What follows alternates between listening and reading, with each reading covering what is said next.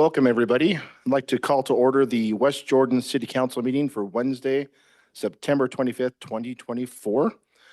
Just like to recognize that all of our council members, except for Council Member Zach Jacob, is here. Zach has taken the night off and will not be with us tonight, as he is with family. So we will go from there. We will start our meeting tonight with the Pledge of Allegiance, and we have asked Becky Condi to lead us in the Pledge of Allegiance. Becky?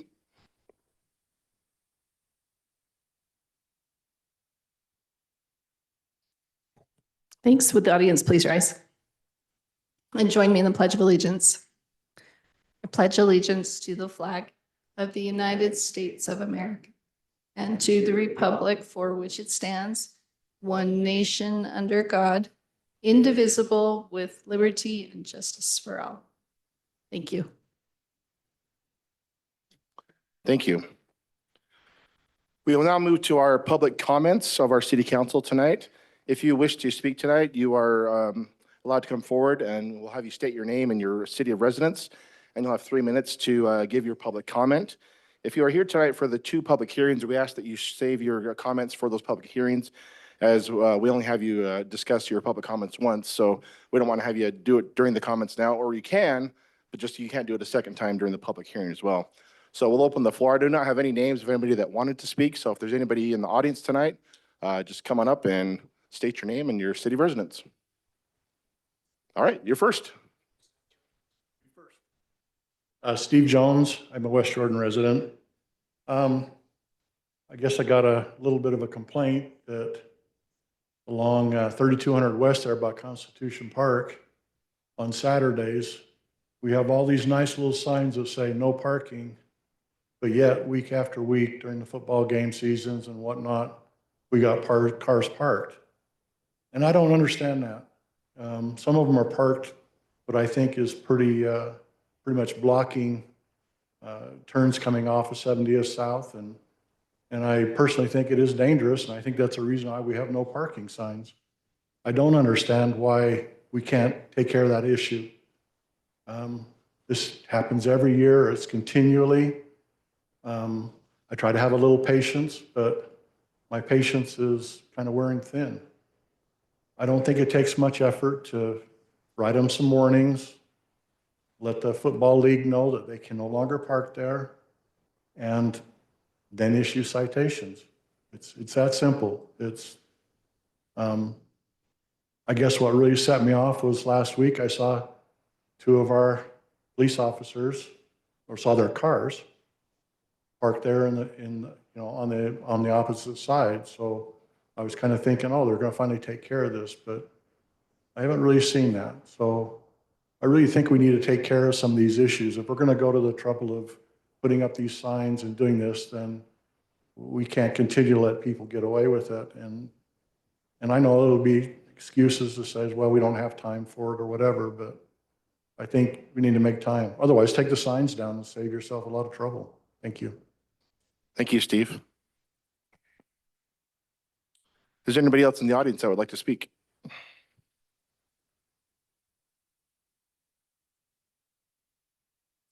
Go ahead and give us your name and your city of residence. Sharp Roberg, West Jordan, Utah. 39-year resident on Meadowlark Lane.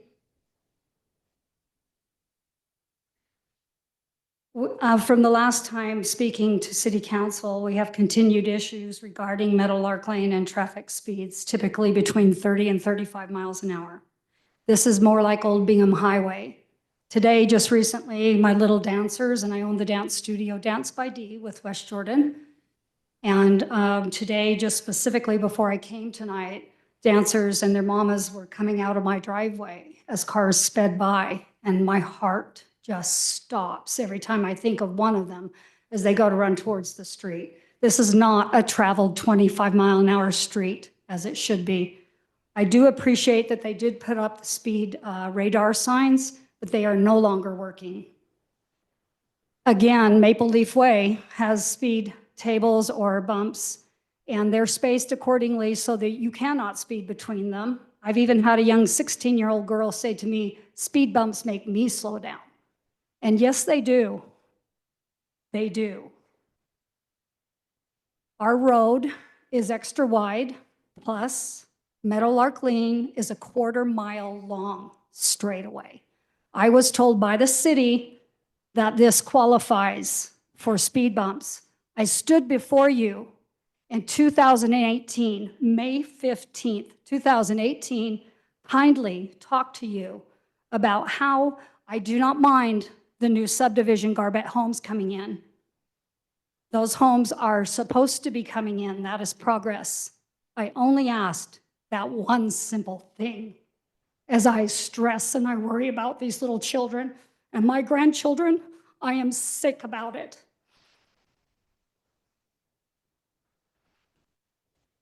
Brian Clegg did approach me last time I was here, about a month and a half ago. He did put some patrolling officers out 2 or 3 times. They stopped about 10 people that day, one after another, and they were not there long. They were going well beyond 25 miles an hour. I do want to take the time to send it over to my neighbors. Neighbors, could you just kind of wave for me? This is part of my support system on Meadowlark Lane. We're only houses of 42 homes. Garbett Homes are 78 homes. That is what's coming down our street. I want to turn the time over to Bobby, who would talk about our canal road with issues we've had there. There are some serious issues with drug trafficking coming through there and a fence being torn down that the city says they don't have a responsibility for, and nor does the Utah Irrigation Canal. Thank you. Thank you.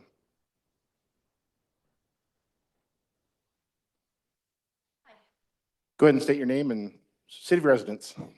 Bobby Morgan, West Jordan. Brent Morgan, West Jordan.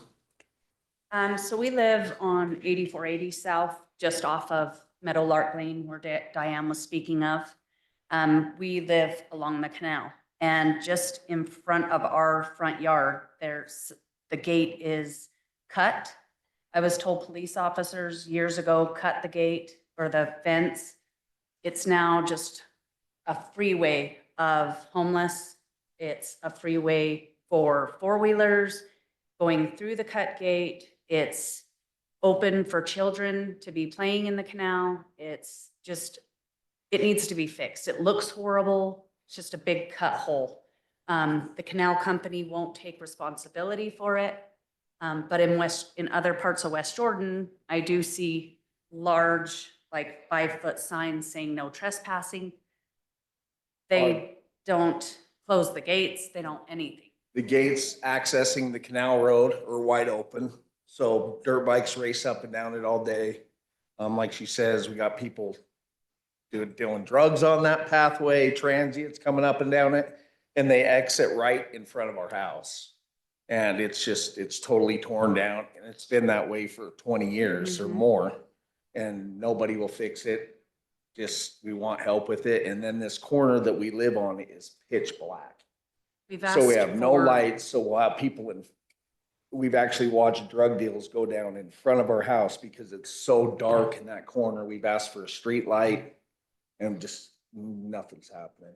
We've sent pictures, We've had people arrested right in front of our house. in our yard. In our yard, they've come through the canal, jumped over our fence.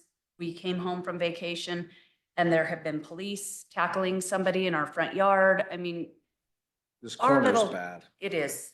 And just, I don't know if you can see it, but this is our street before it gets dark. Just our little corner. And this is my camera. There's zero It's light. pitch black. And people know that, so we've had people sleeping in front of our house. And it's gotten really bad. We need the canal company to do what they need to do, and we're asking that we get a street light. We've got lights we've installed. We need help. I mean, I know we're an older neighborhood, part of the neighborhood, but we don't want to live in a trash hole either. You know, we've all been there. I moved here 30 years ago from California, and it's just gone downhill. And if the city does their part along with us, then I mean, maybe we can keep the crime down in that little area. Okay, thank you. It might help if you could leave your name and contact number with Alan Anderson over here, our council director, and then he'll make sure that we get someone to get back with you real quick. Thank you. Is there anybody else in the audience that would like to do public comment? Come on up and state your name and your city of address, your city of residence. You don't need to give your address. Nick Hansen, West Jordan, Utah.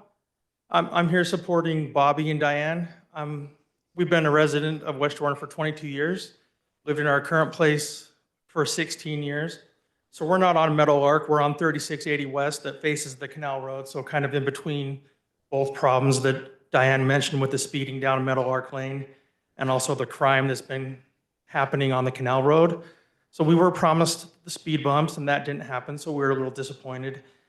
We were happy about the signs, and I just like to echo Diane that they did work at first, but they don't seem to be working anymore. People are flying down that road. They whip around the corner. We have kids at our house. There's an autistic boy that lives next to us as well. So we're worried about people getting hit still with speeds. Without light being out and the fence being down on 3680 West by the canal, by the picture that Bobby showed you, we've seen lots of crime. Just this week, there were police vehicles with their lights going down the canal road looking for people.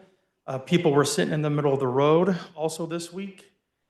We saw some, what we believe to be drug deals going on that we reported. So there's all kinds of crime that we're just worried is going to be affecting us in a negative way. So anything you guys could do to help us out, we'd really appreciate it. Thank you for your time. Thank you. All right, we invite anybody else that want to from our audience, if you want to come forward. Come on up.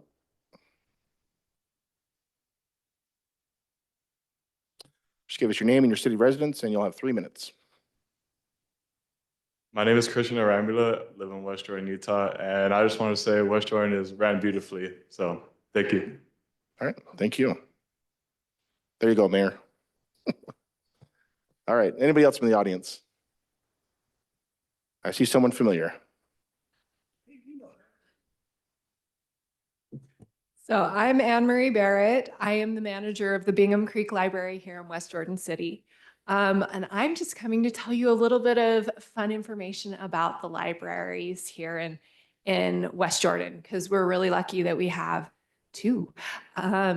So just a little bit of what's going on with summer reading numbers. We finally have them back, and I wanted to share them with you because West Jordan City has a great participation. Between our 2 libraries, we had nearly 6,800 signups for summer reading. And this is ages 0 to through adults, like all ages. And we had almost 2,700 finishers, which is really awesome. That's an excellent finisher rate. So we also, just to kind of put that into perspective, because there are 18 branches in the system. And of those branches, we had West Jordan Library was the number 2 for number of finishers in the entire library system. And Bingham Creek didn't finish quite as high. We were 9th, but we are also a sleepier branch, so that's not surprising. And that was for signups. So finishers, this is the thing that's a little bit surprising. West Jordan came in number 6 in the system for a number of finishers. Bingham Creek came in number 7. So even though we had fewer signups than West Jordan, we had nearly as many finishers, which is pretty cool. We have very awesome like patrons coming in and using our branch. I also wanted to let you know we have a blood drive coming up on October 4th from 10 in the morning until 3 o'clock in the afternoon. If you're interested in signing up, you can just go on to the Red Cross website to sign up, or you can go through the link that is on the Bingham Creek's events calendar that's available on the county website, or Salt Lake County website for the library. Also, I wanted to share with you one more thing that's really cool. I don't think I've told you guys about. I know a lot of people don't have CD players in their cars anymore or in their homes. And so it's hard to do those listen and read books that we've had for years. We've got some cool listen and read books now that you can actually just plug headphones in, or if you want, there's even a little speaker here to play and they can just turn the pages as the book goes along. So we moved with the times and we've got some new replacements and things that people can listen to and enjoy together. Or if you are really tired of hearing that book that your child loves, you can give them a pair of headphones and they can enjoy it that way. So thank you so much. We love West Jordan City. Thank you. Thank you. We're glad when you come. All right. Once again, we'll open it up to anybody that's in the audience that would like to speak. If not, we'll turn to Council Director Alan Anderson. Do we have anybody online with their hands raised? There are 6 individuals online, none of whom have raised their hand tonight. Thank you. Okay. Thank you. We will go ahead and close public comments for this meeting, and we will now move to our reports to council, and we'll start with council member reports. Each council member can take the time they want to, and I'll queue up the first person. Looks like we have Council Member Whitelock to go. Thank you. I just want to welcome our West Jordan Jaguars. You may not appreciate what your teacher is doing, but I do. And I'm thinking maybe one of you are maybe possibly getting extra credit. So way to go, Christian. Either way to go for coming up and speaking. That's awesome. Learning about your government is awesome. The next thing you need to do is when you turn 18, you need to register to vote, then you need to study, and you need to vote. That's how our system works. If we don't all participate, it's a problem. So thanks for being here. Just wanted to take a moment to thank the employees in our city that respond when we reach out and ask questions. It's very helpful and I appreciate it. Thank you. Thank you. Go ahead, Councilmember Green. Councilmember Green. What? Is only working for one? That was weird. Okay. It's the way it's programmed because of the chair was, you know what, you probably ought to grab Zach's and that'll work out. You got 3 minutes. You had the right to remain.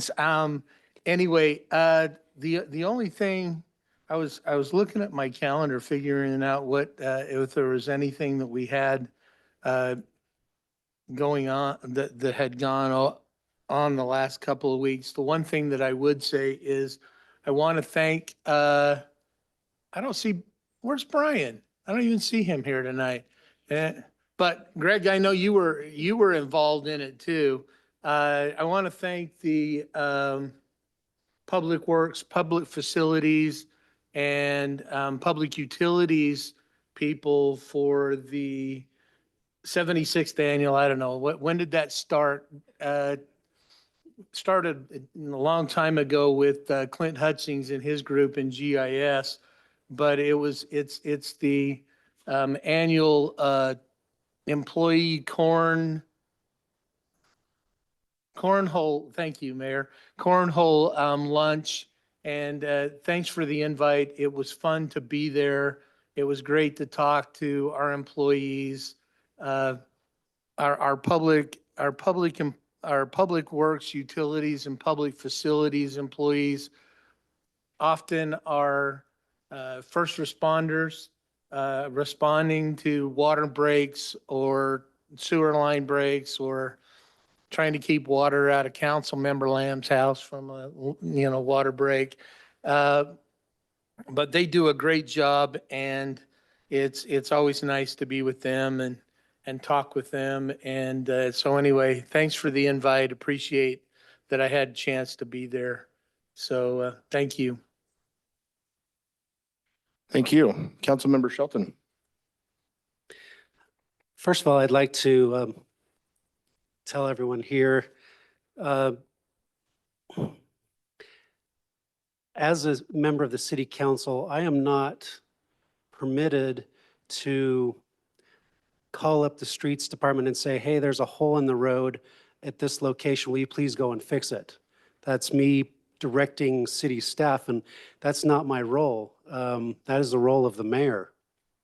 So I found a workaround. And it's really exciting. I want to tell everyone about it. And it's on the city's website. It's called Report a Problem. You can go to westjordan.utah.gov. And I've been using this like a madman. And I've not gotten in trouble yet. So I think you're okay to use it too. You go to westjordan.utah.gov and click on the Report a Problem button, and you can send in issues that are happening either in your neighborhood or on a street somewhere, and it gets assigned. They create a work order and it gets assigned. And I have seen things, I mean, they get on it. They get on it. And it doesn't matter that it came from Councilmember Shelton or from John Smith down the street from me. They get on it. And it's really, I just have to say how impressed I am with our city staff. They work through these issues and jump on them as quickly as humanly possible. And so I want to say thank you to our city staff. And as long as I can, I'm going to keep using that workaround. It's really fun. So we had weeds out on 4800 West that were gone in just a matter of days after I reported it. There was tall weeds growing up around the trees that were out on 4800 West near my neighborhood. On Saturday the 14th, I was excited to attend the Itinerous School ribbon cutting for their new gymnasium. That was a lot of fun to see the progress they're making there at the school. And then on the 16th, Monday the 16th, I did do a ride along with the streets department, and I got to see them working on a sidewalk where they actually use this amazing suction cup thing. It doesn't look like a suction cup, but they stick it down onto a slab of cement and engage a vacuum and then lift the slab of cement up and out of the sidewalk. Then they cut all the roots out that are lifting it and then just set it right back down in. It saves saves the city a lot of money to not have to actually replace the cement, but rather just clean up underneath and then put it back in place. And then I also saw them working on a new neighborhood road where they did what's called a mill and grade. They took about 2 inches of asphalt out and then put new asphalt down on top of that. Also attended on the 16th, the Hot Works ribbon cutting. Hot Works is a place where you can go and work out inside of a sauna. It's crazy. Oh yeah, and they do infrared. Have you done it? It looked pretty, like they just come out of there just sweating. It was really fun. I didn't do it, but I probably should. Anyway, that's my report. Thank you, Council. Thank you. I thought you said Hogwarts. It's Hot Works. Okay. I used it at Hogwarts. All right. Councilmember Bador. I first of all wanted to just call out Councilmember Shelton. I just love his dedication to this position and to the city. And I think he's done more ride-alongs than people who actually work for those departments. And I'm floored by how much he does, and I need to do better with that. I also want to talk about the citizens of West Jordan. We saw some of them here today coming to want to speak about something that they deemed very important. And I want them to know, I know they've left, but, and I thank Vice Chair Lamb for making sure that that number got to Alan so that I can look into that. I want to look into that as well. I want to see what's going on there, and I'm sure a lot of our city does. Coming and speaking is so important and so valuable. I saw that even more last week when we had some of our residents who have been looking at a light on 90th South for several years and have been trying to find some way to get this to happen at 1075 West. They had a meeting, and the mayor and I attended a meeting. They had 2 meetings where they brought the neighborhood together. They had Representative Ivory was there, and we had just a coalition of people who were really trying to put things together. That extended even further, where a few days later, I joined about 24 of those people at our state capitol, where we met with the committee that has a chance to maybe do something about that. What I saw was a dedicated citizen group who was focused, didn't come angry. They came prepared with true facts, and they went right up against UDOT. And it was really fun to watch how UDOT was trying to answer these things. These people kept going, this. They came with facts, and they were ready. And I know that the people on that committee took it to heart to what was going on here. In the end result, something they haven't done before was to put forth a task force to look into this method, which is something that this transportation committee hasn't had to do before.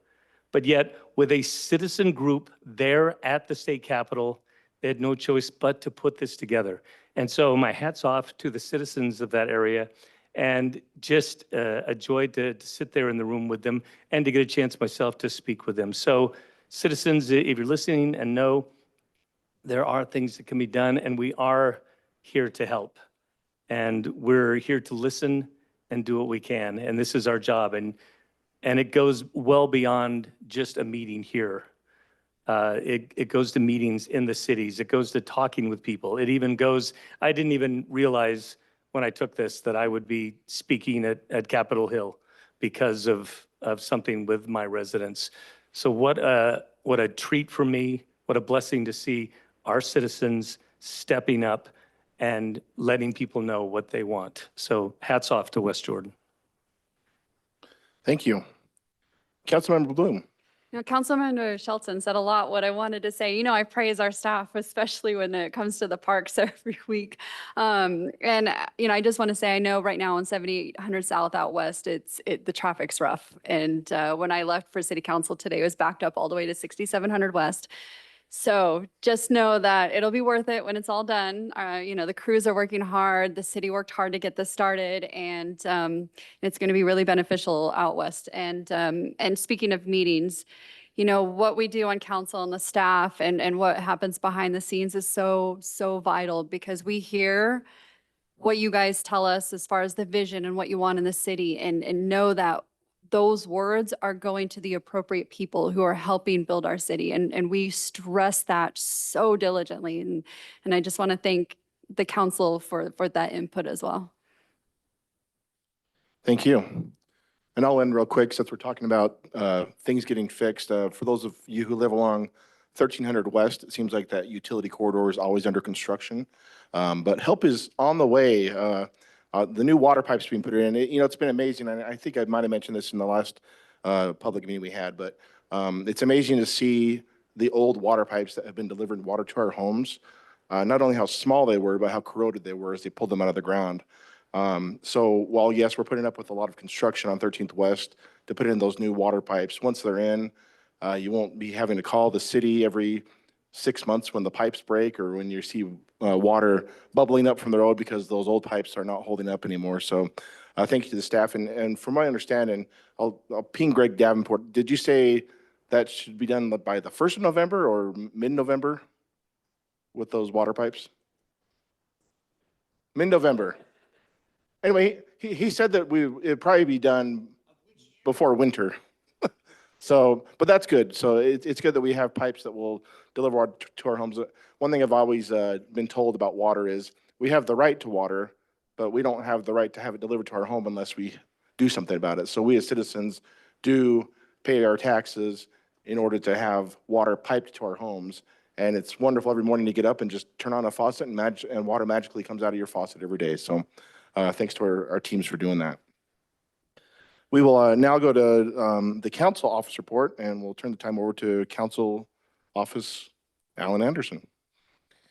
Thank you, council. Two things. Number one is I placed a copy of the city journals at your seat, and opened it to the page that showed the swearing in for the West Jordan Youth Council, and with the youth that's here today from West Jordan.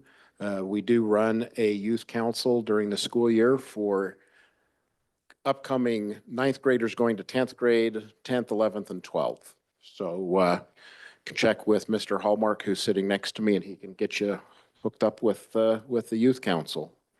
Second thing I wanted to update you on is, as part of the budget process, the council funded a software upgrade for PrimeGov, which is our agenda management system. We're beginning implementation of that, and the benefit that will provide is that residents will have a one-stop site on our website to be able to view the packet material, be able to select closed captioning in English or Spanish, as well as having transcription provided all on a single page. So it'll be very easy for our residents to see the work that you're doing on their behalf. That's our report for tonight. Thank you, Chair. Thank you. We will now go to our mayor for mayor's report. Thank you for the opportunity to join with you today.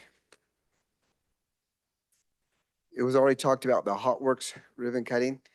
This was done outside, so you don't get to see the sauna effect. But you can see how good Council Member Shelton looks. Also, I attended the Connected Communities Summit, and that's connecting communities with active transportation, such as biking, walking, segwaying, whichever. And I was privileged to represent the council as a member of the panel. And that's me on the panel addressing them and talking about the great things West Jordan has done, how we have increased the bike lanes we have here, how we've increased the safety of riding. And I don't know if you've noticed as much as I have, but when you are out on the streets, pay attention, the amount of people riding bikes compared to what it was like just 10 years ago has increased a lot. And I actually took the front runner to get down to this conference, and the front runner car that holds bicycles was so full, I had nowhere to put my bicycle when I got on the front runner. And I talked to UTA about that, and they said 5 years ago, that was not an issue. So active transportation is increasing throughout the state, and the state has given it much more attention than it has before, which is benefiting all of us. Not only the rider, but it gets some less vehicles on the street and gives you more opportunities that way as well, less wear and tear on the roads, etc. Okay.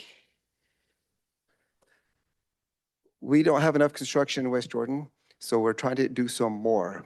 Well, actually, this is still one. This is on Copper Hills Parkway.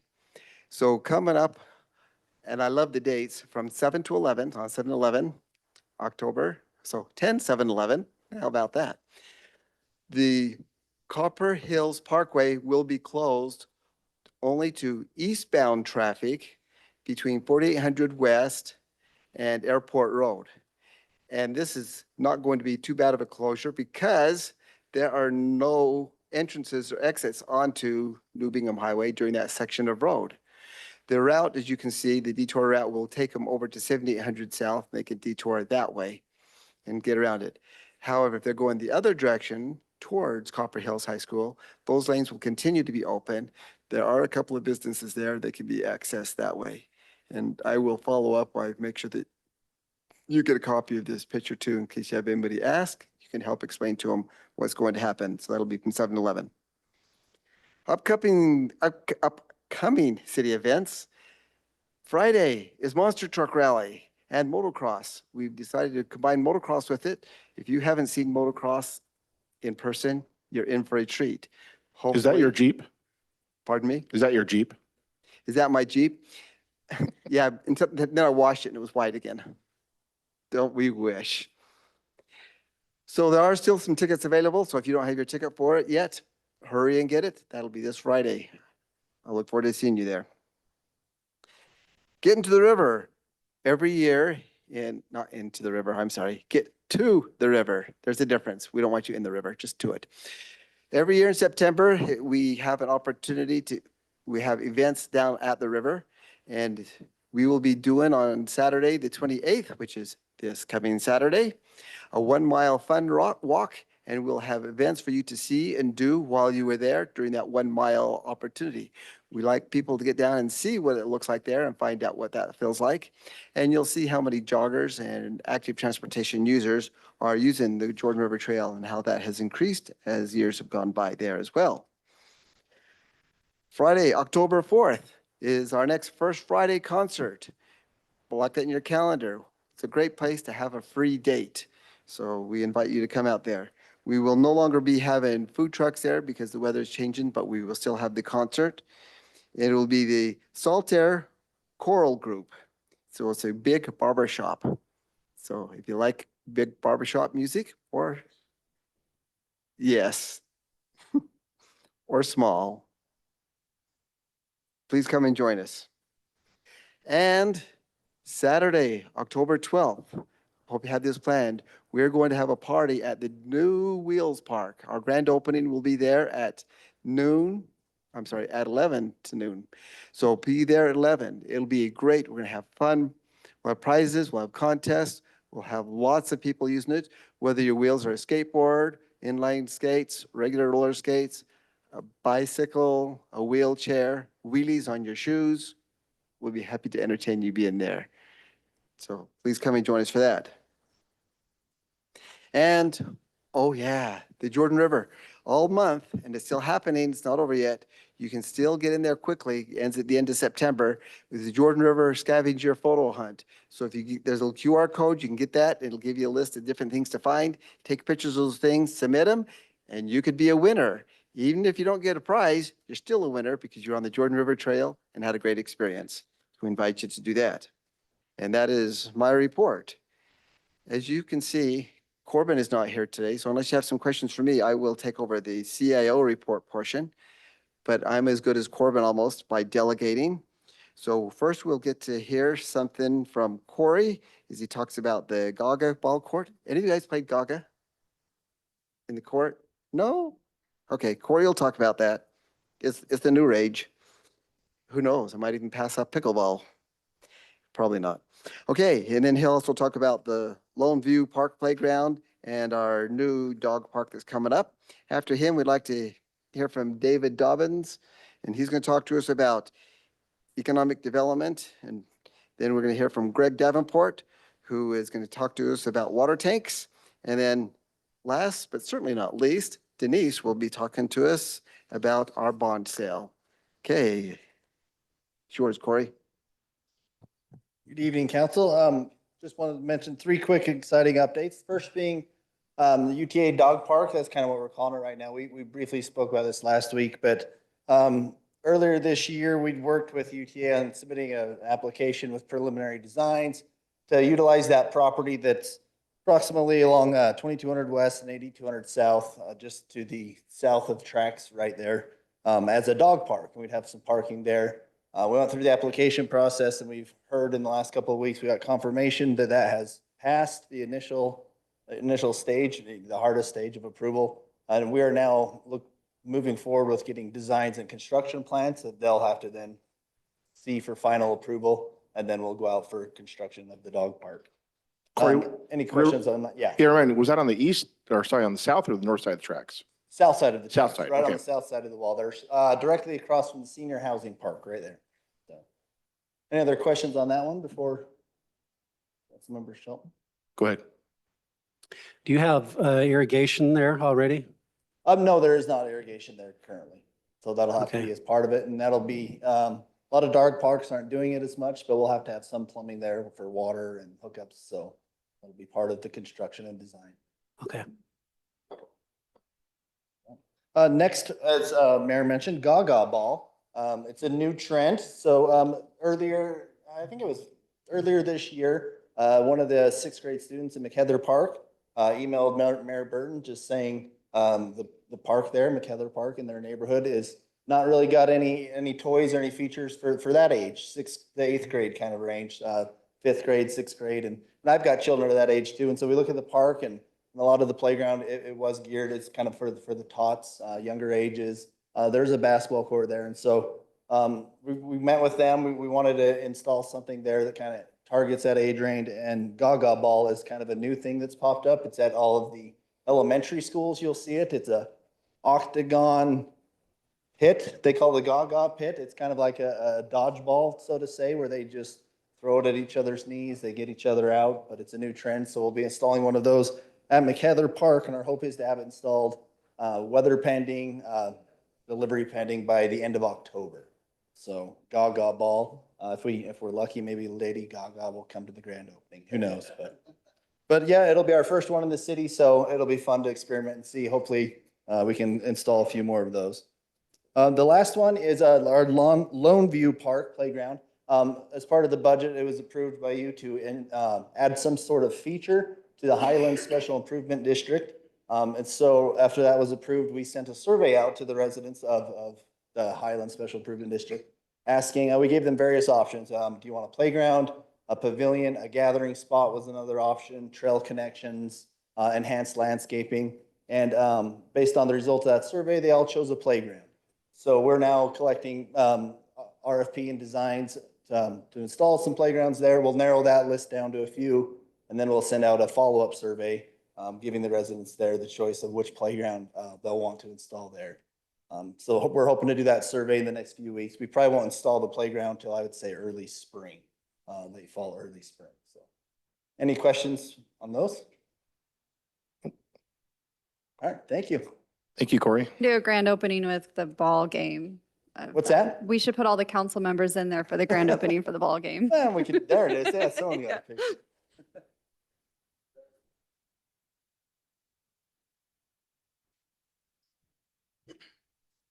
Well, good evening. We've been working with Rio Tinto, and they have agreed to be a sponsor of the new Wheels Park. They've agreed to a 3-year agreement, $150,000 a year, so a total of $450,000. They did not want naming rights. They just wanted to be a sponsor, and they will be making that annual contribution, which we will use to fund future phases of the park. There'll be some signage within the park that will designate that they are a sponsor, and some history of Rio Tinto. But otherwise, they just asked that we use the funds for future improvements. So we really appreciate their contribution, and they'll be at the grand opening on the 12th. So. And they also donated those truck beds too, right? They did. Some of the material in the park was a donation from them as well. Great. Thank you. Thank you.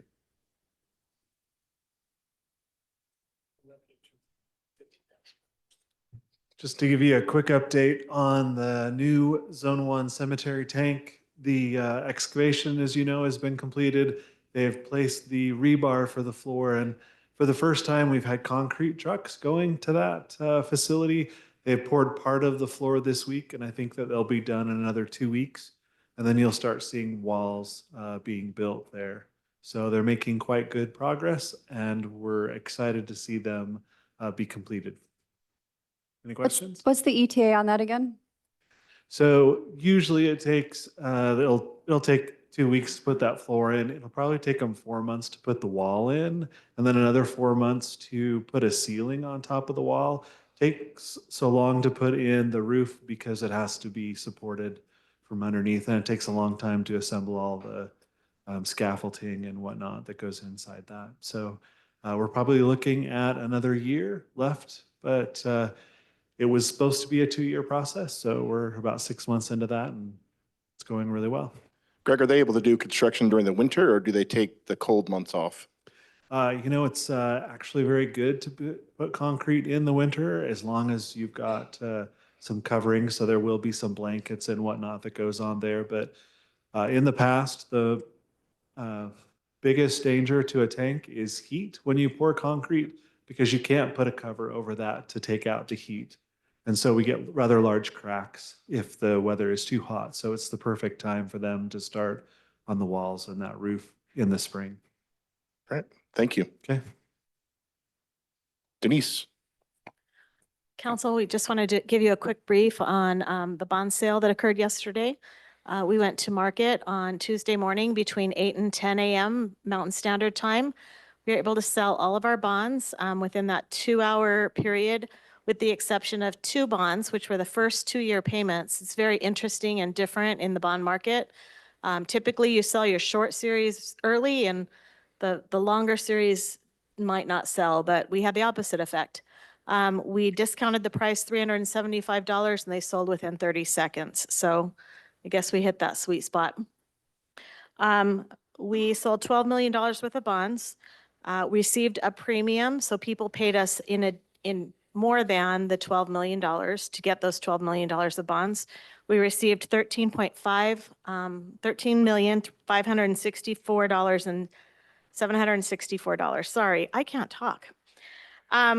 So we received $1.5 million of additional bond premiums. $150,000 of that will go towards the cost of issuing the bond for the underwriters and bond counsel and those kinds of things. The rest of it will all go into a construction fund for the recreation fields that we'll be putting in at Ronwood Park, as well as some additional phases of the Wheels Park and the surrounding infrastructure to the Wheels Park. So we're really excited for those improvements to commence in the community. And we're grateful for the work that was done to make this bond sale happen so quickly. Our true interest cost, because of the premium that was paid, is only 3.59%. So in essence, we borrowed the money for 3.59% interest. And our investment bond was purchased, 89% of it was purchased by one investment firm, 16th Amendment Investors. The rest of the other 11% were split between two other firms. So we had some strong market activity there and some competition. We oversold our bonds by 4 times. So there were 4 people waiting in line to buy our bonds. However, we sold them to pretty much the largest bidders. So 16th Amendment received 89% of our bonds. So we're happy with the outcome. Today, the market increased a little, so we actually hit the market right exactly at the right time. And we believe that we got the best deal possible for the city for this debt issuance. I want to remind you that this is not going to be, while it is a sales tax revenue bond, the majority of the debt service, if not all of the debt service, will be paid by development with park impact fees. So the park impact fees will be collected and will pay this debt service, although it is backed by sales tax revenue. So thank you for your support through this process, and we're happy that we were successful at the end. Any questions? Thank you. That concludes my report. If there's any other questions or something we didn't talk about you want addressed, let me know. All right. Thank you, Mayor, and thank you, city staff, for all the information tonight. It's greatly appreciated. We will now move to our first public hearing of the evening. This will be ordinance number Chair. 24. You have one more presentation before you get to Oh, the you know, I public did skip hearings. that. Let's hold off on the public hearing for just a minute. We do have a presentation from the Salt Lake County Public Safety Bond, and looks like we have him coming up right now. So come on up and give us your name and tell us all the great things that are happening.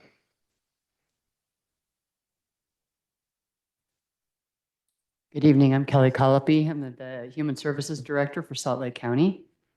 And my name is Matt Dumont. I'm the Chief Deputy for the Salt Lake County Sheriff's Office Corrections Bureau. So, and I believe we have the clicker. Oh. Oh. I'm going to click. Oh, if you would click. Yeah, thank you. All right. So Salt Lake County has moved the public safety bond to the public to finance significant countywide criminal justice systems needs and improvements. Over the past year, Salt Lake County leaders have worked diligently to address community needs and concerns. We are excited to share that through a bipartisan 8-1 vote on August 13th, the Salt Lake County Council approved Mayor Wilson's recommendation to move a public safety bond to the ballot this November. The bipartisan bond proposal was crafted with significant input from Sheriff Rosie Rivera, District Attorney Sim Gill, and the Salt Lake County Council. It has earned the support of Governor Spencer Cox, municipal leaders, and a growing list of public, private, and nonprofit leaders. You already hit it. These are, Oh, okay. so you want to speak to this one? Pardon? So the public safety bond really balances public safety and human services needs. It realigns what the county, the jail, and human services systems for success. So we're doing a lot of work across all those systems and is connected to a 5-year plan. It creates a structured and secure environment to reduce repeat offenses and get people on the path to self-resilience. And then it funds critical missing elements of our broader system and replaces and consolidates our current infrastructure. So as the chief mentioned, it is a bipartisan partnership. We've really come together across the county, the state, all the cities, and really at an all-time high. And it's all to achieve a shared vision that homelessness is brief, rare, and non-reoccurring. And we've mapped all the systems to move in that direction.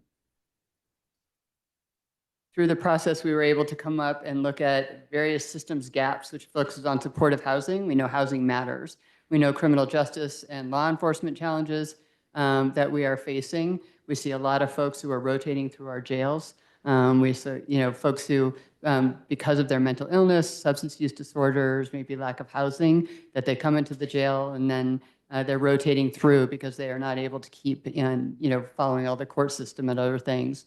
And we also know that there are a number of other gaps in the system as well around workforce, health and wellness care, mental health services, as well as data sharing. So our overall, do you want to speak on the action plan? Yeah, sure. So our overall action plan, the first thing we want to do is expand capacity at the Salt Lake County Jail. We haven't built a new jail bed in Salt Lake County since 2000. When we built the adult detention complex. So what we would do under this bond is expand the Metro Jail, consolidate our operations. By building our capacity, we would consolidate our operations into one location, which will have significant cost savings just in the terms of transporting back and forth between the two facilities. In addition to that, we will, do you want to talk about Jack? Sorry, where are we at? Oh, the Justice Accountability. Yeah, so in addition to the jail expansion with the mental health beds and the step down, we're looking at building a Justice and Accountability Center. And really the focus for that space is wraparound services for people who have a low level offenses. So you see a lot of people rotating through our systems. We see them a lot, but we don't have a space to serve them well at this time. So that is the purpose of this center. So wraparound services, stabilization units, includes mental health and substance use treatment, and it includes housing, it includes other sorts of case management and the ability to connect people so as they are leaving, they have an opportunity to better connect and be successful in the community. Part of that is a behavioral health stabilization unit for people who have both mental health and substance use needs. We don't currently have that available right now within the county structure, and we know that it's really important in talking to our law enforcement partners going forward. And if you look at the cost of this, what you'll see is that it is significantly less to serve people in the Justice and Accountability Center if we can. If they don't need to be in the jail, then it is to serve them within the jail. It saves about $22,000 per person per year in the difference of the services. Is there a timetable for that? Like, are they in jail, not jail, but in that part less time? Or like, yes. For instance, are they putting in for like a week or a month or? Well, it depends on their needs and it Their depends on what we can connect them to. So Okay. certainly so there's two pieces. There's the jail step down, right? So as people are leaving the jail. If you'd like to Yeah, explain that. so about 25% of our population in the jail, we know when they're getting out. And so with those folks, when we have a projected release date, we can start surrounding them and resources that are going to help them be successful. If it's mental health treatment, substance abuse treatment, if they're addressing homelessness, we will have a resource-rich environment and a skill-building environment so that as they're exiting the jail, they're going to have more success. And then for the Justice and Accountability Center, they may not have been in the jail, but they will have, sometimes when people, they're booked in, but there's just, the crime for which they've committed doesn't really require a jail time. So they would come out and they would be able to be in this other space to hold them accountable, to create the conditions. So this is a structured space, it's a secure space, but it's not considered part of the jail. It's a sort of a step down in. Instead of stepping into the jail, it's held just outside of the jail for people to be able to house and connect. So there's two different units overall, the step down from the jail and the jack. Yes. So then is it a voluntary step down? Like when you're in jail, but you have to be there. And that is the reentry program and the step down from the jail. And yes, that is required. That is not So voluntary. That's okay, part of so it. this is part of their jail time, just spent in a different environment. Yeah, so the step-down unit, they're still there's two serving parts. jail time. And so they are required to be there. Okay. So there's two new resources. One is a 100-bed step down at the jail, which is as the chief described, right? So they're coming out, they're stepping in. The Justice and Accountability Center, there are a lot of folks for which jail time's not really called for, but they still are involving themselves in the criminal justice system at some level. And so what we would do is provide a structured environment, but wouldn't be under the supervision of the jail, but would provide all the treatment, hold them accountable. They have to live up to the different, they're on pretrial and probation, so they might be like needing to go to a court system, the court dates and things are not getting to them, we can work with them to make sure that they are meeting those requirements. Get there. And then my other question is, so are we going to build the new facilities? Are we going to repurpose old facilities? Are they going to be on plots of land that we already have something on? So the jail expansion will happen on the jail property down on 33rd, 9th West. The Jack would be it would be a new build, but it was by Jack, Justice and Accountability Center. It's funny, we talk about the Jack in the jail, right? Jack in jail. But that would be a new build in the general vicinity of the jail. The county owns a lot of property down in that area. Thank you. So there are a number of different highlights I'm going through, but I think some of the key pieces is that we really do believe this is an incredibly efficient investment. We would save money in the systems overall, both in the criminal justice system and for our businesses and other localities because of better treatment, better connection to service, better connection to housing, and all those things for which they are, they're the underlying conditions of why people often commit crimes and end up in jail in the first place. So the more that we can stop that now and stop the flow, we'll be in a better space. So those are some of the key spaces there. And so the timeline so the overall cost is essentially, it would be just under $5 a month for our local residents for the average cost of a house. And then it'd be just under $9 a month for businesses. It is just over a $600 million cost, but we've saved $100 million in the county to move forward to start that process. And then we would look at the sale of Oxbow to help support that as well going forward. So the overall bond cost is $507 million. Again, $5 under $5 per resident and under $9 per business. The language is here. You'll be able to read it. It just outlines all the different conditions of it.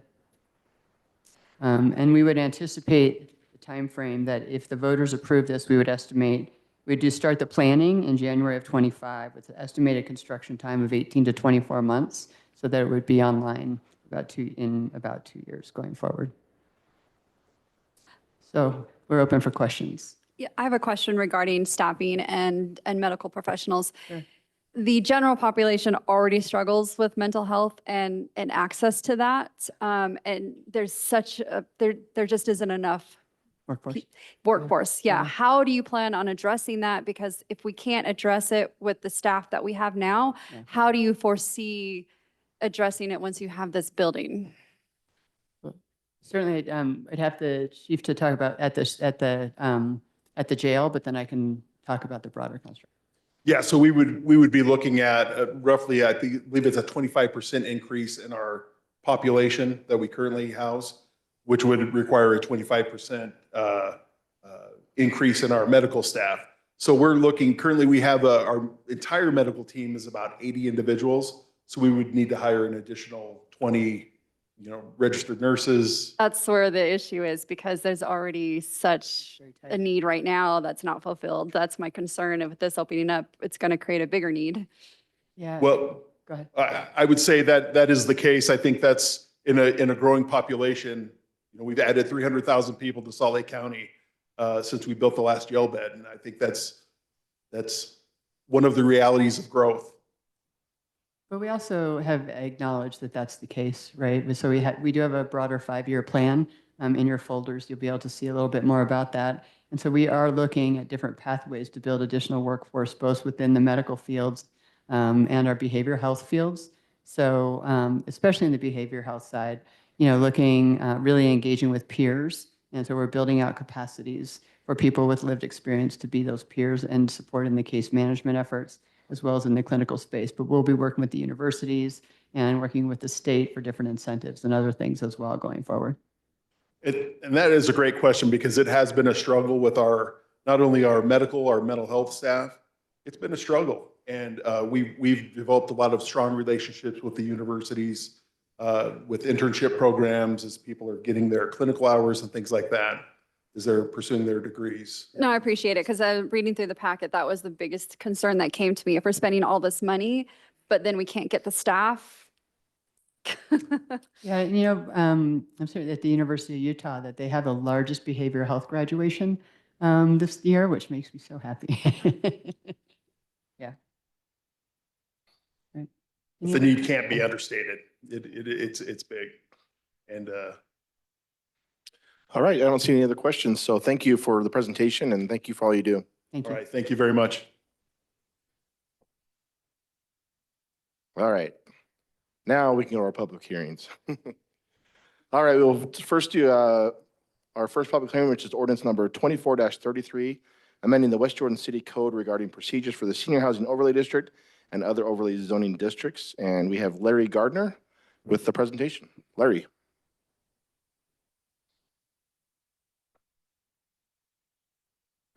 So I will summarize by the way, good evening, council, but I'll summarize the changes of ordinance 2433, which is a proposal to amend the ordinance regarding changing or removing not only a senior housing overlay designation, but other overlay designations. We've had a few applications for that in the past that has driven this request for an ordinance change. So the senior housing overlay, and in fact, all overlay zones require an underlying zone. In the past, we would approve both the overlay and the underlying zone concurrently. However, with this amendment, the underlying zone and the overlay zone must be approved as separate application and separate agenda items. The underlying zone must be approved prior to the overlay zone. If there is a development plan and an overlay zoning, and there is a lot sold to an owner who is not the developer, a property owner, or a bank that is developing the property, the city cannot accept an application for that because and the reason for that is the person that bought that property in an overlay zone was probably sold that it would be developed under certain standards. For both a development plan, which is part of an overlay, and the overlay zoning, both items must be placed on a city council work session agenda, or committee of the whole. The development plan is a major variation that must be approved by the city council after receiving recommendation by the city council, and that goes with the zoning as well as the development plan. For an amendment to the zoning map regarding or removing any overlay, there's 4 criteria, and I'll read those. The changing or removing of the existing overlay district will not create or exacerbate the non-conforming or non-complying uses or structures. Properties and structures within the existing overlay district will not be significantly negatively affected by the restriction or change of use or uses. Properties and structures within the existing overlay zoning district will not be significantly negatively affected by lessened or changed design standards. And the design and layout of the properties and structures within the existing overlay zoning district will maintain the same or higher level of 1, functionality, and 2, compliance with applicable land use regulations. So that is a summary of the changes, of the requested changes for amending a overlay zone or a senior housing overlay. Do you have any questions for me? Thank you. Thank you. If we don't have any other discussion right now, I'm going to go to the public comments. All right. So I will now open up the public hearing to public comments. For anybody wishing to speak on this subject, please come forward and state your name and city residents, and we'll give you 3 minutes. Seeing nobody in the audience, Council Director Anderson, is there anybody online with their hands raised? There are 9 individuals online, none of whom have raised their hand. Thank you. Okay, thank you. We will then move forward and close the public comments, and we will move to discussion on this or a motion. Councilmember Green. I'm going to move to approve ordinance number 2433, amending West Jordan City Code regarding procedures for the senior housing overlay district and overlay zoning districts. Councilmember Whitelock. Okay, I'll second, but I really wanted to thank Larry for listening to our concern as a council body and finding a way to help us address our concerns. So thank you to you and whoever helped you. All right, thank you, Duncan. And then real quickly, just for the public that's here tonight, sometimes when we get things like this that come as a public hearing, we've already had the discussion many times and many months looking over this. So in this instance, all of the questions that we have asked have been answered already, which is why I think the motion was able to move quicker than some other public hearings. So that being said, if there's no other discussion, we'll do a roll call vote. Councilmember Whitelock, Yes. Councilmember Green, Yes. Councilmember Shelton, Yes. Councilmember Bador, Yes. Councilmember Bloom, Yes. and Vice Chair Lamb. Yes, Thank you. I show the motion passes 6-0. thank you. Quickest public hearing ever.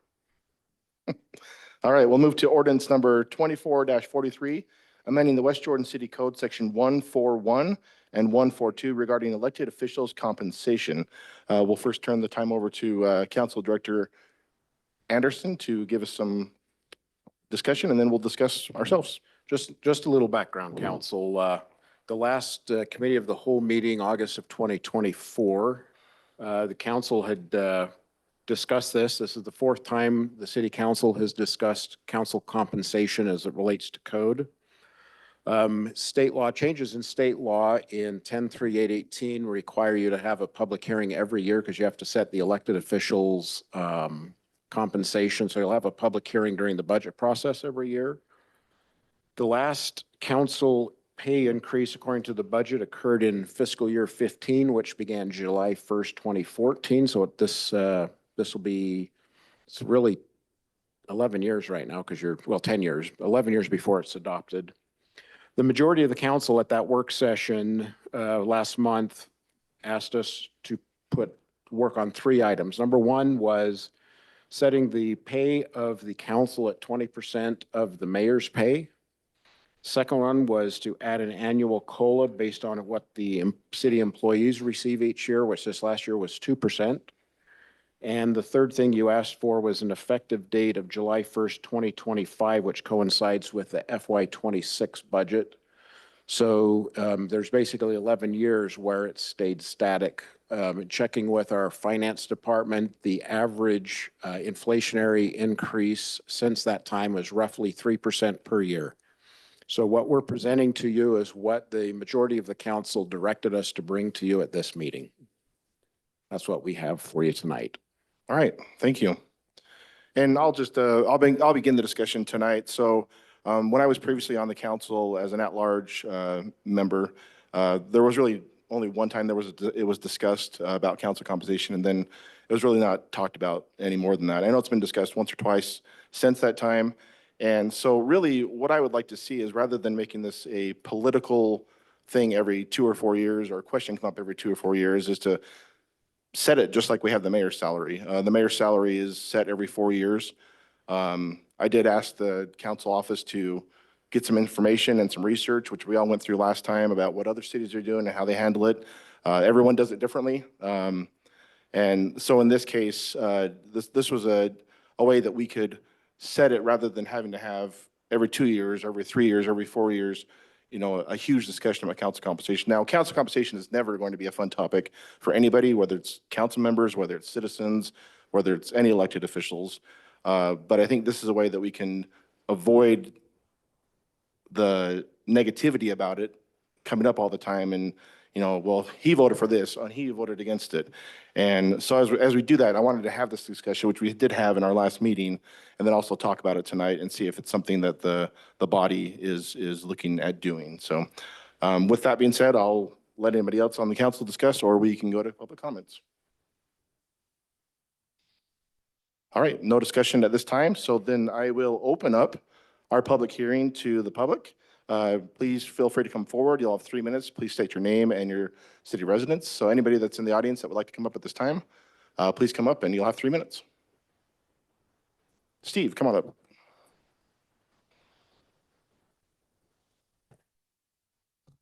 Steve Jones, resident here of West Jordan. I really got a problem with this. I want you to come to me much more often than just a percentage of what the mayor makes. I kind of look at it as a little bit of conflict of interest myself, because I believe you guys set the mayor's salary and you vote on that. So now instead of having a check and balance in place, it's just automatic.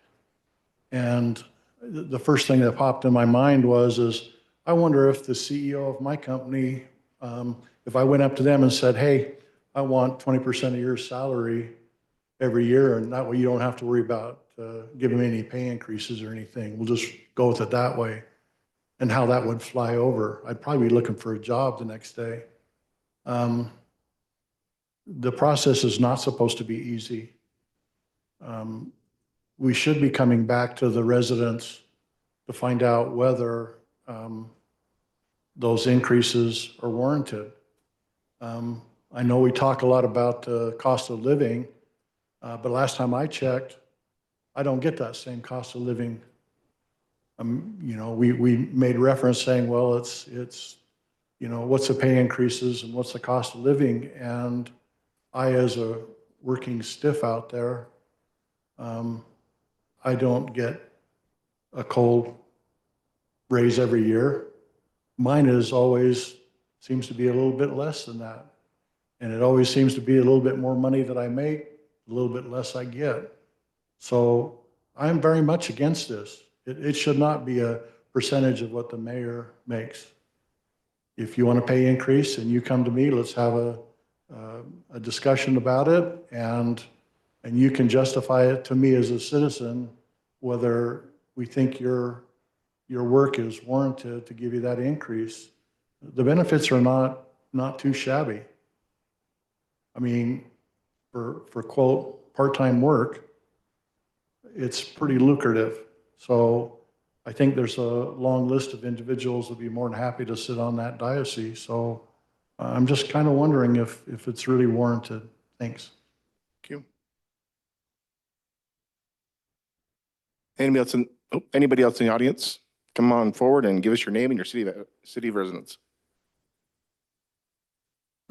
Thank you for the opportunity. As you know, my name is Jim Bird. I live here in West Jordan. First I heard about this was this morning as we were watching on Facebook, and I made some comments there, and I just wanted to come back and reiterate those if I can. I'm not suggesting that you don't need a pay raise. If it's been that long, you probably do. However, I'm suggesting that the path you've chosen, Mr. Chairman, is not appropriate. The path to tie this to the mayor's salary is not appropriate. I believe that what we need to do as a city is say, okay, here's the amount of the pay raise that the city council wants. Then if that's incorporated, then put the start date after the next election so that none of you members here get it until after you run for re-election, unless you're one of the lucky ones that only run once every 4 years and you know, and you skip that cycle. Let the voters decide. Then, after you've made the decision, is this something that we really need to use to go forward? I'm not suggesting that I get that this is a part-time job, that's quote unquote, but I also understand, having been in my previous position, that you do more hours than a part-time employee. There's committee meetings that you have to attend. There's committees that you are members of. Somebody will walk up to you and say, Bob, you got a minute? And that will take 30, 40, 50 minutes. And those are not paid compensated times. I get that. Having been there, done that, got the scars. I understand how that works. However, I think you need to rethink this and say,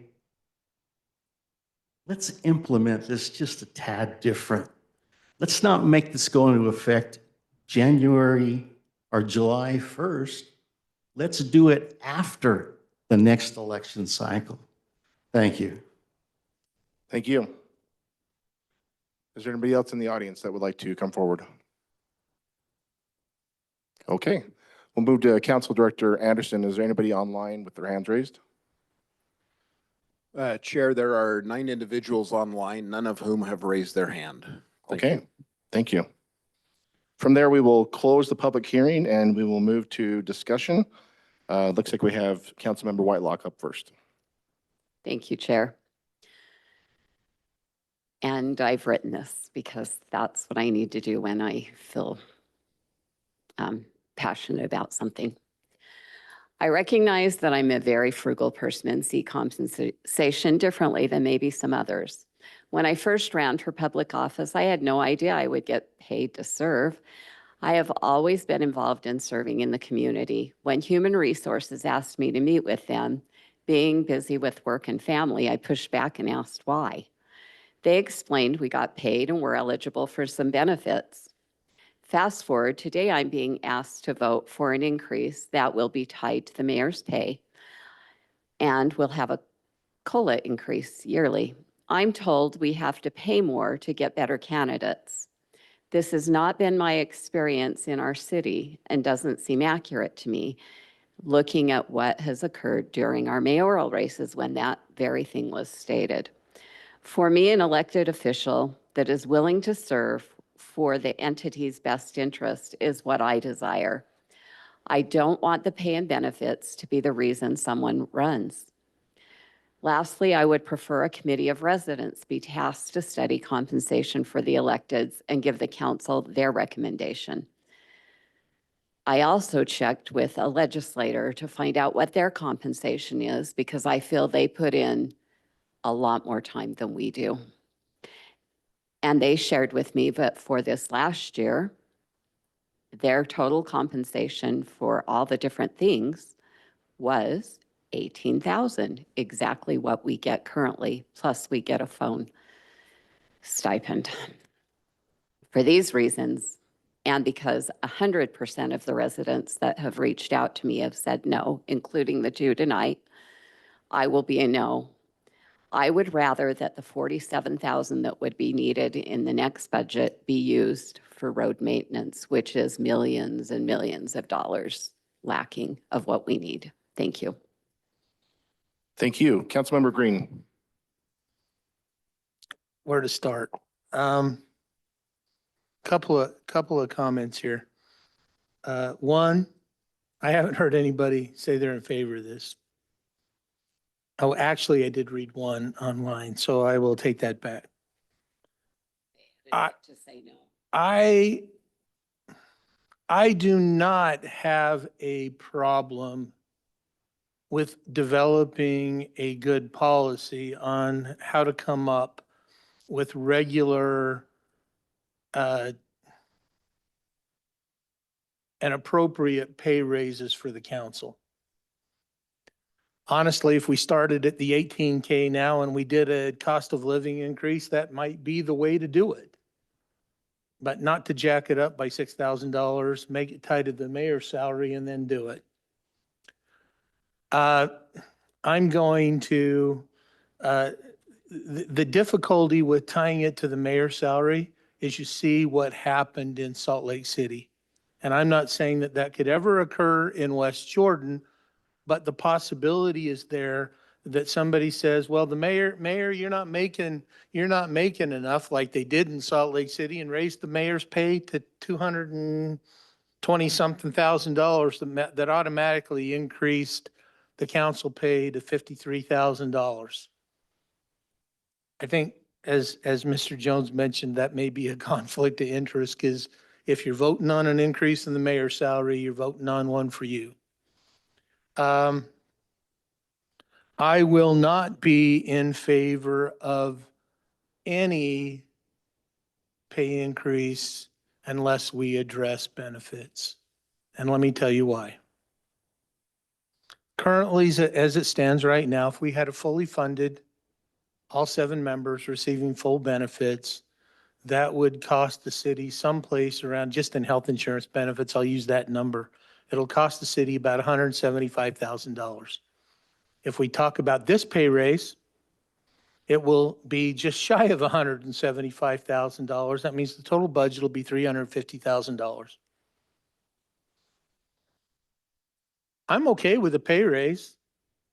I mentioned before, I'd be willing to go to something to something even as high as $30,000, because why? 7 times 30, it's $210,000. Under the current budget, it's what we're talking about is $350,000. We could pay for another employee with that money. We could throw a whole lot more money at, or well, it's not a whole lot more money, but $150,000 would be the start of adding an additional member to a concrete crew that we need. I just think that talking about that without putting benefits on the line is, and coming up with a steady amount, because we all know that as health insurance goes up, and a lot of times it increases a lot more than inflation. That just increases our budget, and it puts our budget to a point where I just, do I, like I said, do I think that based on, you look at what other cities pay? Okay, we're someplace in there. We're not the highest, we're not the lowest. We're not Woodland Hills that pays their city council member. Carrie, I hope you're listening. I think the last time I talked to Carrie down in Woodland Hills, she makes $87 a month on their city council. I'm not suggesting we go there. I'm not suggesting that we go to the 53,000 at Salt Lake City. I think we could deal with something reasonable, but until benefits are up on the table, and we're talking about, by the way, I also think, and then I'll leave it at this, I think the wording of the ordinance causes me some concern, even if we were to pass it, even if this was something that I supported. The fact of the matter is, it says we have a COLA, but then we're tied to the mayor's salary. So which one do you get? Or do you get the mayor's salary plus a COLA? The wording of that ordinance, to me, is a little ambiguous, and it is not very clear. So even if I were in favor of this, I wouldn't be voting for the particular wording that we have in front of us tonight. I am not in favor of this, and I will be voting no. Thank you. Councilmember Bloom. Thank you, Chair. Like Councilmember Whitelock, I had a statement written out, but my thoughts have changed a bit. Let me go back to my notes here. I understand that public perception is crucial in this process, and I appreciate that our commitment in engaging with the community and ensuring that transparency in this decision-making, and having the public come up here, and the calls that I've had and the emails that I've received has been so wonderful. And I appreciate that dialogue. And my thought process after the public speaking, I do think after 11 years without an adjustment, that does need to be adjusted. What I worry about is if we do nothing and nothing happens for another 4 to 5 years, and then we're going to see some sort of big change. I would rather not do that to the city and to the budget. I'd rather see something incremental that is easier to swallow and does not affect the budget as much as if we push this off again. I now feel that we should pull this back, come back to the negotiating table, and find something that doesn't have the appearance of a conflict of interest, and that yet is transparent and addresses the needs of the amount of work that we do off the side, outside of these meetings, to make it fair for everybody. And now my thoughts are jumbled from what I had in my notes, but I think we need to take this back to the table and discuss this some more. Thank you. Councilmember Shelton. This one is absolutely difficult to address. Perhaps the most difficult thing I've had to even consider since being on the council, because it is self-serving to vote for a pay raise for myself. And I don't want to ever appear as a person who is self-serving. That's not the reason I chose to run for city council.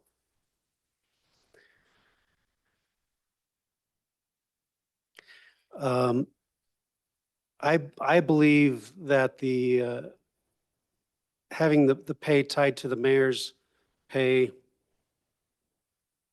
and a COLA, which stands for cost of living allowance. Is that right? Adjustment. Those two together, I think, is perhaps inappropriate and not as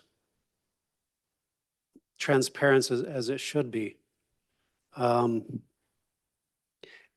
like to just say to the public that any pay increase, any vote on pay increases for the city council is a very difficult vote for every member of this council.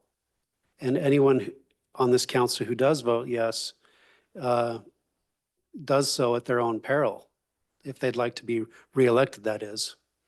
And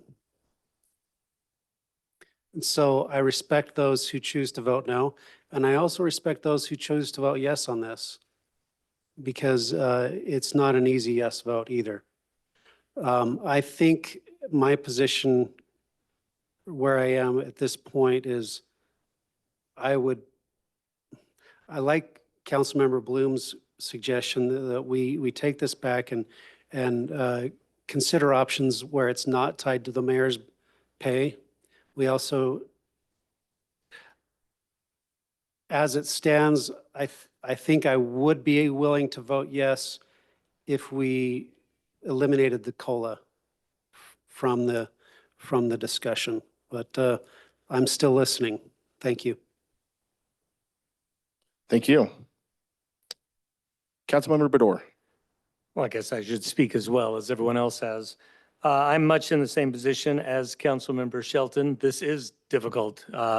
Took this job, and much like Councilmember Whitelock, I did not realize there was pay involved in doing this. This was just something I said I wanted to do sometime, and my wife said, put up or shut up.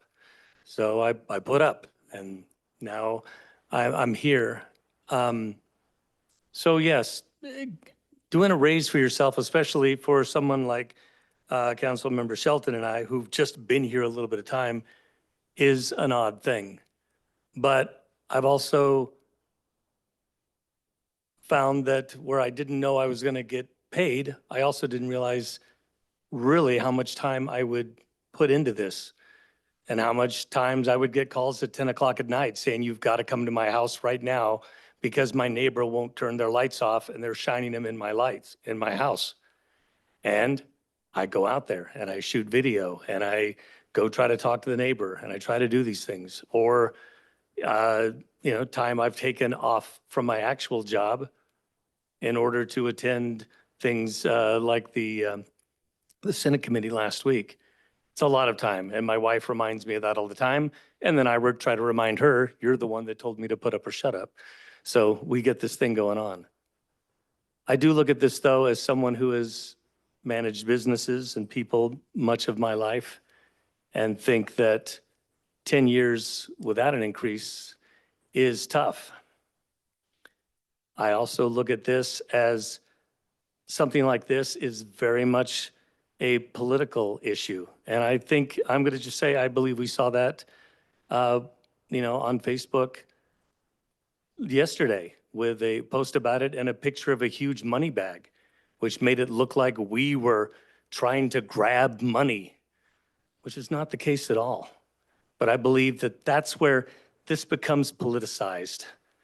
And my hope with an idea of tying it to something made it so that we didn't have to talk about this anymore. We didn't have to politicize this anymore. We didn't have to, put this up for debate. It was out of our hands.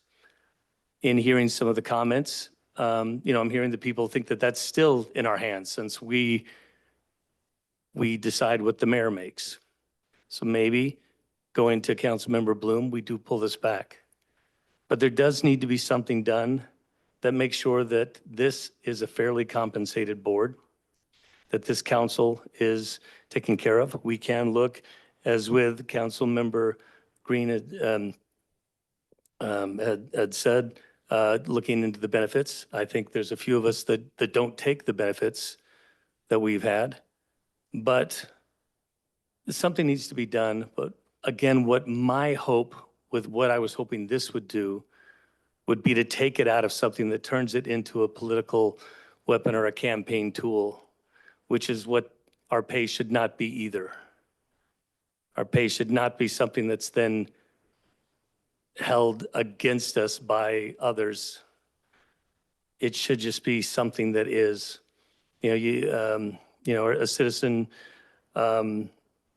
Steve Jones talked about, go to your boss and say 20%, you'd be looking for another job. And maybe that's true. But if you hadn't gotten a raise in 10 years, and maybe you haven't, Steve, I don't know.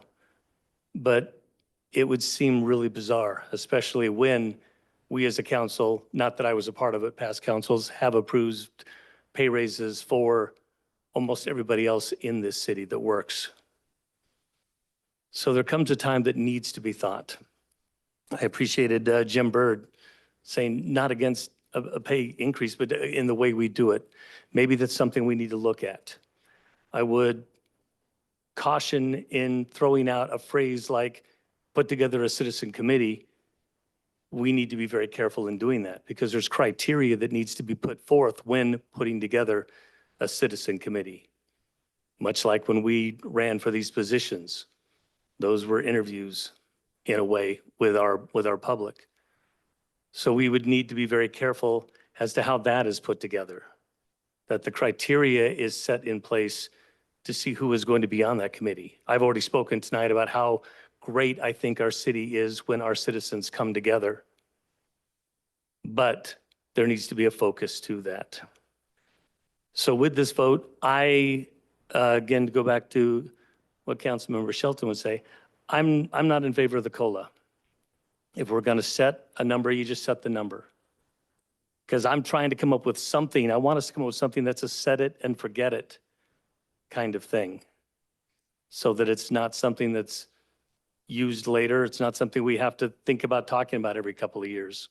Because it's hard to talk about. And I haven't been in this game very long, but it worries me that it's political suicide to talk about wanting to get fair compensation when everyone else looks at you and what you do and thinks that you should probably be doing this because you love the city, which I do, and it's why I ran. But there are a lot of things that have come into this over the last, almost year that I've been a part of this that I'm having to take into account. Again, I will say that I'm for moving this back and talking about this. I would be for removing the COLA because I think that like I said, I'd want to set it and forget it kind of thing. And I think that's what we need to do. And what I hope to do with this and what I would love to see is a council that comes together and puts this together and something that once it's put together is agreed upon. Because a unity in the council is a strong council. Thank you, Councilmember Bador. And I'll finish up just to reiterate the reason why I thought this was important to bring up is because we needed this discussion. And the citizens need that discussion to see, is it something we need? Is this something we should do? Is this something we shouldn't do? Should we vote against it? Should we just keep doing things the way we were doing? What I saw was there was a policy set in place to discuss the mayor's salary every 4 years. There's no policy right now set to discuss ours. And so tonight, that's why we're discussing it. But hearing from the body tonight, as usual, 6 different ideas. There's probably a 7th different idea, but he's not here tonight to give his ideas. So I'm going to go ahead and make a motion to table this, to take it back to a committee of the whole within 60 to 90 days and discuss it more and see if there's a better solution than what is currently here with us tonight. So Council Director Anderson, is that motion valid what I said, or do I need to word it better? It would be better if you move to refer it to committee of the whole. Okay. So I'll strike my motion and I will move to refer this back to committee of the whole within the next 60 to 90 days and have the discussion again to see if we can make this better. Second. So we have a motion by Councilmember Lamb and a second by Councilmember Shelton. Any discussion to the motion? Thank you, Vice Chair Lamb. I think this is the wise choice. I think the input that we've gotten from residents and the different views that we've shared in the last little bit, I think this is the best course of action. So I appreciate it. Okay, thank you. Councilmember Green.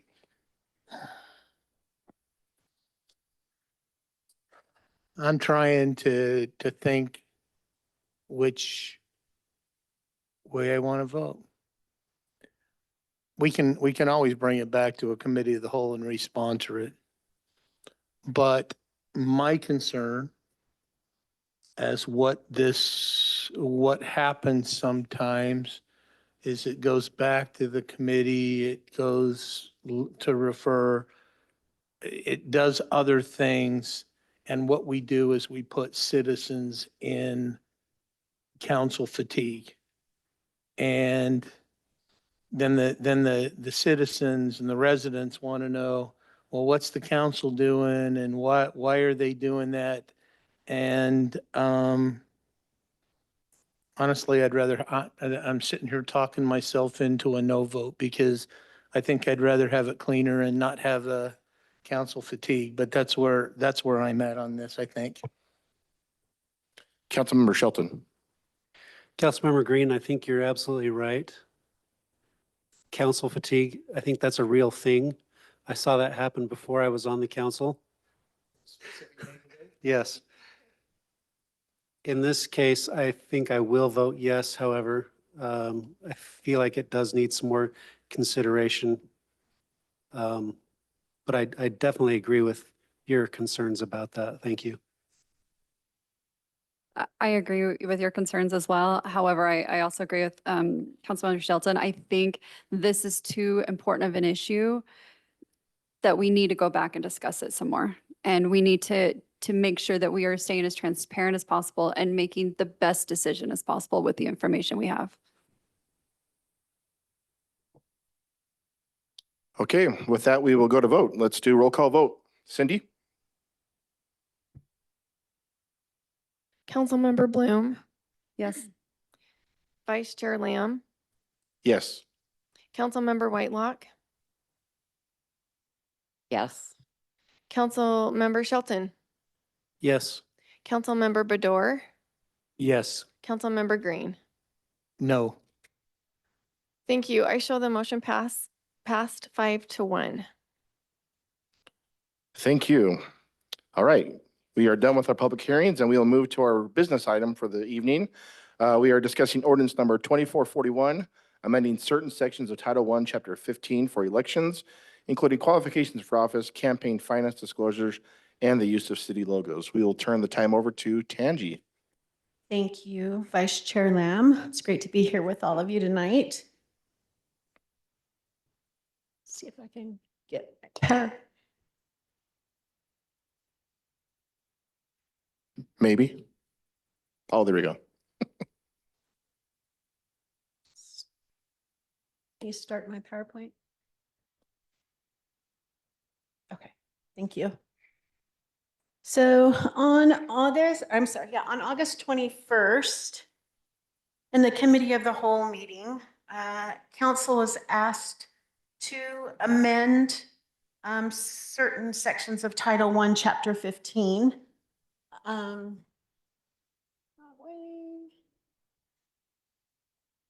These sections included qualifications for office, disclosures of campaign contributions, prohibition of the use of the city logo in municipal elections, and compliance with Utah election laws, uniform fees for both city council and mayoral candidates, and consequences of failure to file campaign finance reports, and then some changes to the code, cleaning it up a bit.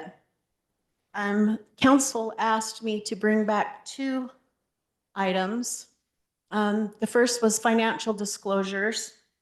And we brought, Duncan and I worked on two options, which we were asked to bring back a couple. So we brought back two options that I've given to all of you in the packet. Option number one allows for a candidate to file a late or previously unfiled campaign finance report up to 30 days before the next municipal candidate filing period. Or option two, which prohibits a candidate from filing a declaration of candidacy at the next municipal election and if any late or unfiled campaign finance report was more than 30 days late. So those are the two options that I'm giving for the amendment. The other was changes to the code, which is section 1-15-8, which is the use of the city logo. The council asked us to bring back exceptions and things that could be enforced and things that could be permitted and not permitted. So exceptions and not exceptions. Exceptions is incidental use in a background or a person's clothing in a video is allowed, and not permitted items or any election or campaign material to infer the endorsement of a candidate by the city. And enforcement, which is in Title 16, fines listed in the consolidated fee schedule and possible pursuit of other consequences, which we would have to have code enforcement help with. Those are the changes that I'm bringing to you tonight. Do you have any questions for me? And then I would just ask that in Ordinance 2441, that you would include the language option 1 or option 2 or amended by the motion. So can you go back to those options on the first slide? Yes. So right now, in order to make this pass, we need to choose one of these two options, correct? Correct. Okay, so I just wanted to discuss this one real quick. So my issue with the declaration, not the declaration of candidacy, the campaign finance report is right now, there is no reason for someone that has lost an election to turn anything in for 4 years.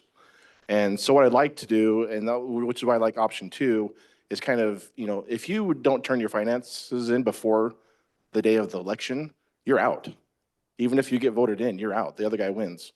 But for those that don't turn them in or those that lose, there's no out. And so what this does, and I believe it's not for the next 2 elections, it's for whatever the next election is. So for example, if you didn't turn it in for the last election, you wouldn't be eligible this coming election for that large. Correct.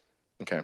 So in that case, that's why I like it, because it kind of, I don't want to use the word force, but it kind of pushes people to get it in on time and not wait 4 years to turn it in.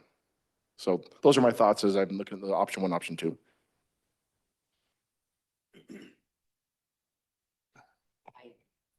Councilmember Green or Whitelock, do you want to go first? You guys choose. Oh, Councilmember Whitelock.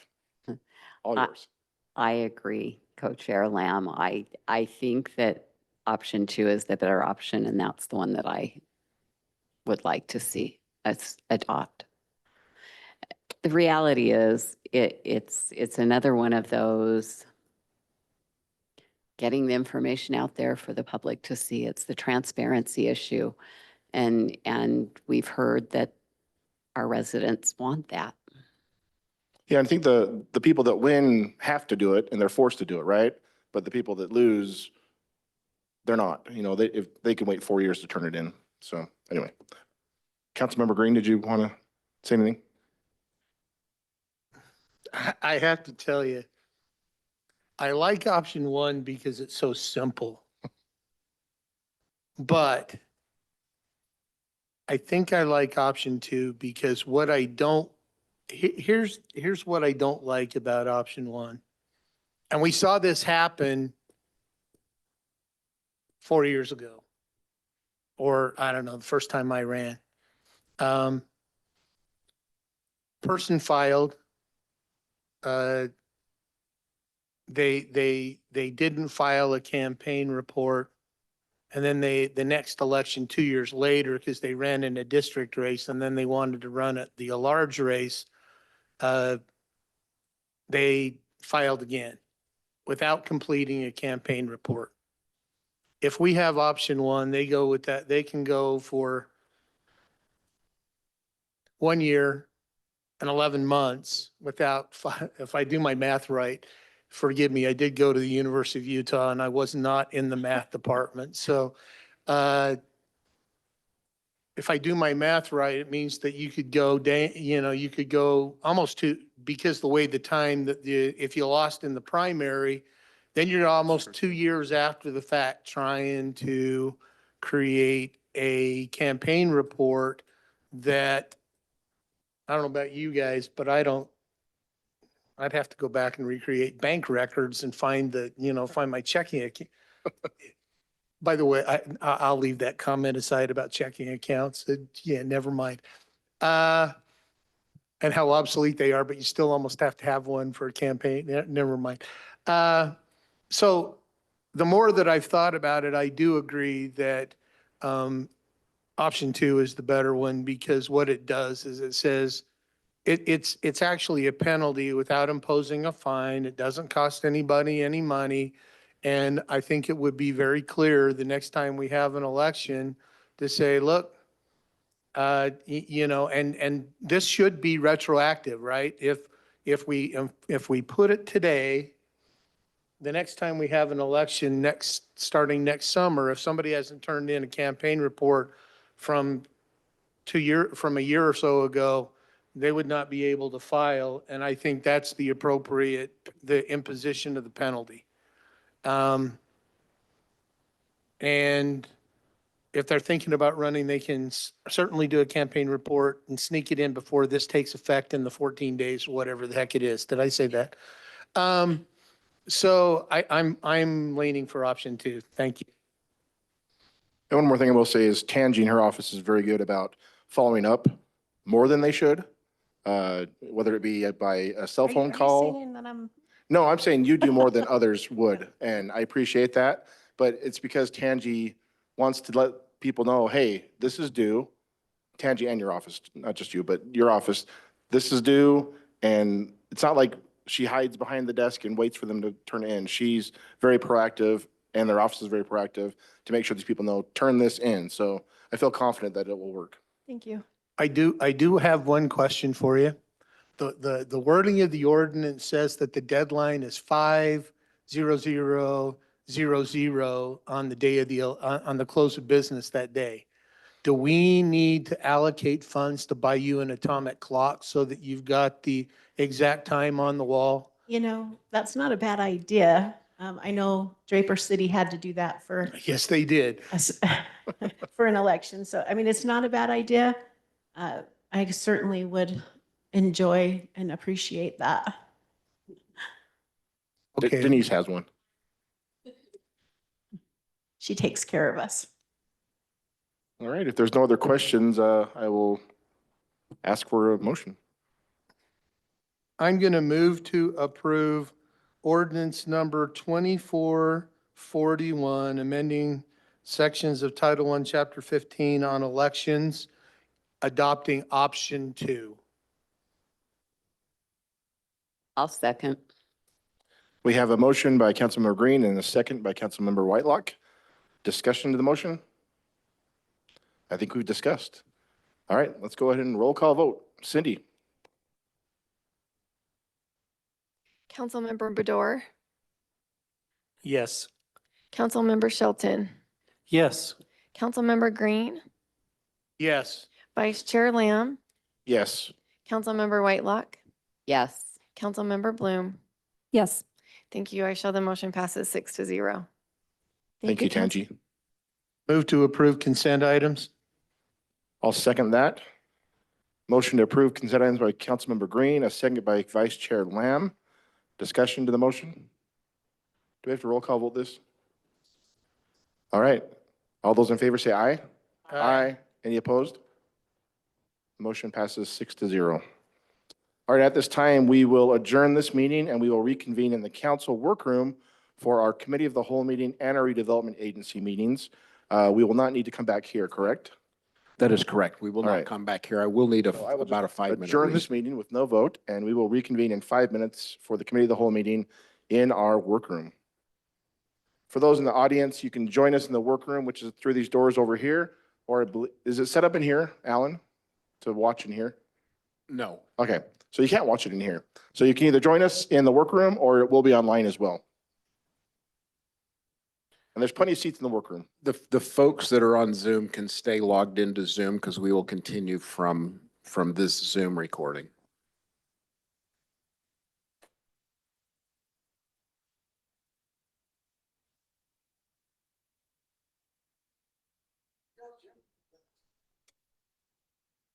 Thanks for